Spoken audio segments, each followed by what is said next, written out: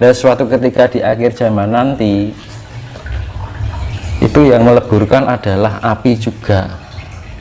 Kan sifatnya siwa yang meleburkan. Kan di dewa siwa itu kan dewa pelebur. Mula di pewayangan itu diceritakan senjatane Batara Guru ya siwa itu kan. Senjatane guntur angin, guntur geni. Badai, guntur lah badai Mas.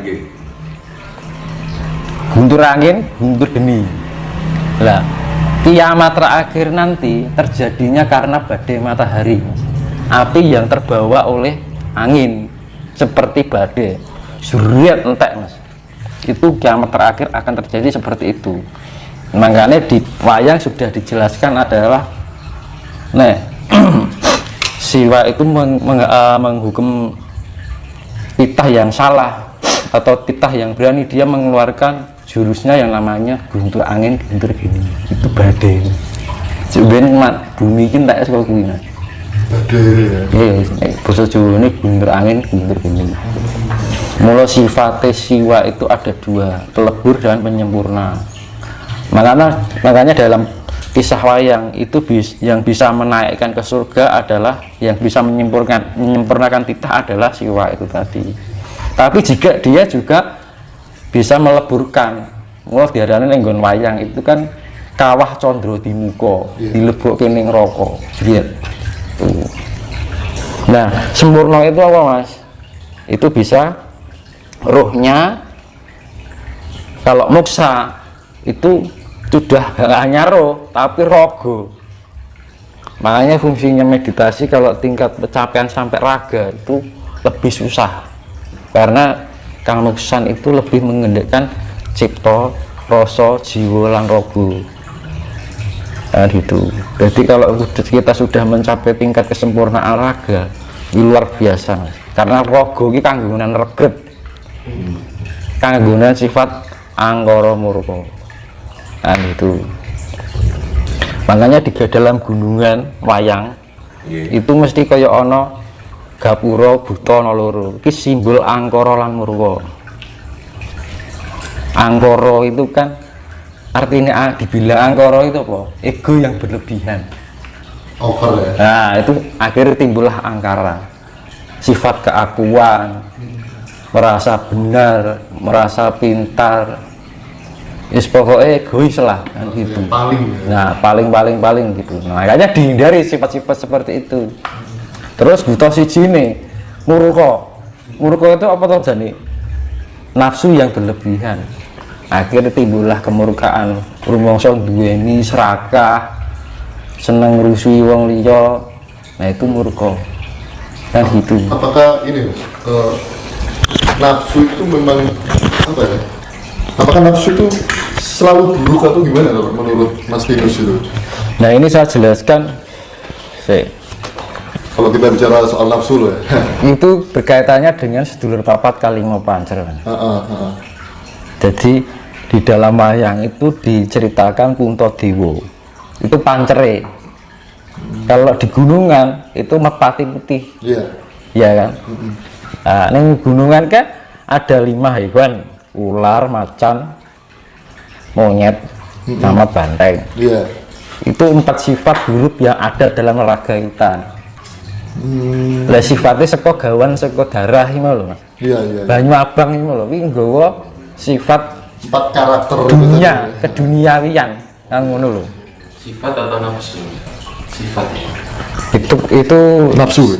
Ya sifat gambaran sifat alamiah yang ada dalam raga. Makanya anak raga iki kudu disempurnake, sing iso nyempurnake apa sukma. Murah nek pengen iso dadi nemoni sukma kudu golek guru sejati apa jati dirine. Nek ora iso ketemu jati dirine dhewe, kita nggak akan bisa menemukan namanya sejatinya hidup. Itu dari penjabaran dari nafsu tadi ya. Nah, nafsu makanya kan dibilang pancer ini tengah loh Mas.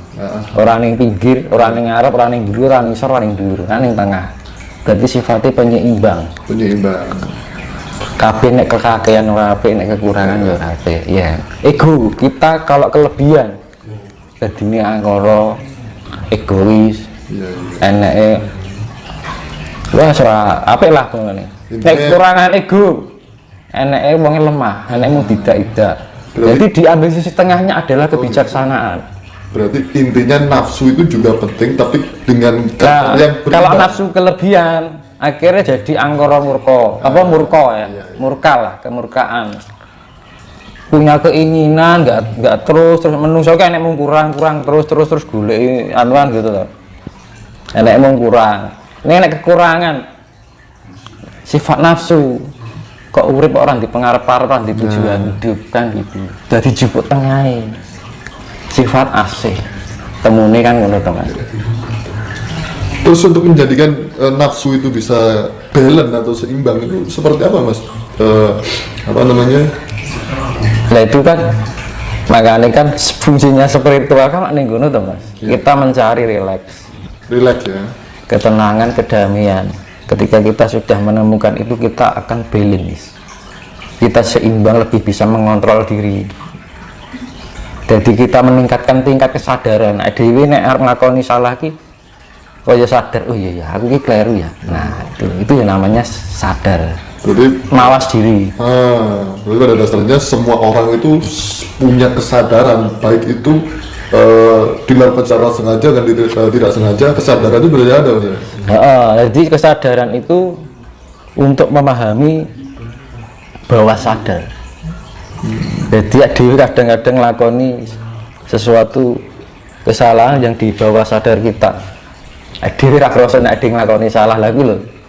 Nah untuk tujuan spiritual kita biar bisa memahami itu dari ketidaktahuan itu menjadi tahu. Karena apa? Makanya kan wong Jawa itu kan ngajar kita belajar dari ketidaktahuan. Akhirnya jadi ngerti. Ya. Nah itu ya namanya kesadaran. Jadi kalau kita sudah menyadari itu, kita bisa menyeimbangkan antara jadi ning Jawa iki ora ono, dalam etika Jawa itu enggak ada sifat salah atau benar, tapi orang Jawa itu memandangnya bahwa segala sesuatu berdasar ketidaktahuan kan gitu. Jadi orang nek wong Jawa itu nek enek wong lakoni salah dianggap wong urung ngerti gitu. Jadi karena jadi orang nenek wong salah beda nek wong saiki oke nek wong salah disalah-salahke kan. Nek wong Jawa dalam etika Jawa yang sebenarnya, orang yang benar-benar memahami Jawa, kita memandangnya beda. Ya mungkin kono urung ngerti apa sing dilakoni dan gitu. Jadi nggak ada unsur menyalahkan gitu. Karena apa? Tingkat spiritual itu nggak ada sifat nyalahke, merendahkan kan gitu.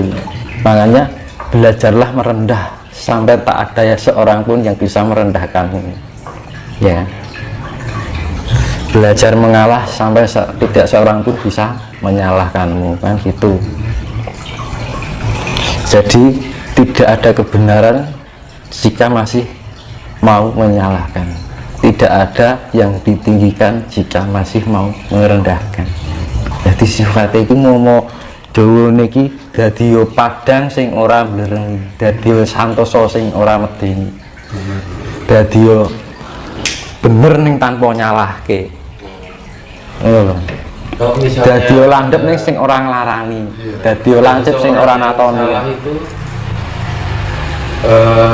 perlu membenarkan apa enggak? Gimana? Kalau ada orang yang salah, Menasihati betul dengan membenarkan. Menasihati itu sifatnya sharing, kita memberikan masukan, tapi tidak ada unsur paksaan. Nenek bener kan, wih ini nggak boleh, karena kadang-kadang kita juga melakui salah, gitu. Aduh, wih ini, aduh kadang misalkan yuk ning dalan, wah kayak mobil cahayaan, numpak kendaraan nyayaan, kadang-kadang kita sendiri juga seperti itu. Kan gitu, itu yang fungsinya kita mawas. Karena tingkat kualitas diri itu pertama adalah nanding sariro. Nanding sariro ki wonge jek banding-bandingi wong liya. Kae ngene, aku ngene, kae ngene ngono. Itu nanding sariro. Kedua, itu ngukur sariro. Ngukur sariro iki aku sakmini kono sakmini, nah itu ngukur sarira. Ya. Tingkat ketiga itu tepo sarira. Tepo sarira itu kita lebih memahami orang lain. Dan itu kita berusaha untuk memahami orang lain. Itu tingkat lebih atas lagi. Terus tingkat yang keempat, tahap yang keempat, mawas diri. Mawas diri itu kita lebih fokus memahami diri. Boleh memahaminya diri itu kayak istilahnya introspeksi. Di atasnya mawas diri itu adalah ngulat sariro. Ngulat itu kan ngingeti sariro adewi, jadi ngingeti adewi. Itu adalah suatu sifat untuk menemukan jati diri. Nah, jadi tidak bisa ngulat sariro, itu tahap yang paling atas. Jadi nek wong cik gelem kadang kan tingkat paling bawah itu kan landing sariro. Nek cik gelem landing sariro berarti kualitasnya cik paling. Nah, itu kualitasnya orang, semua orang, bukan hanya spiritualitas ya. Kualitasnya orang terletak pada di situ, namanya kualitas diri. Kalau diarani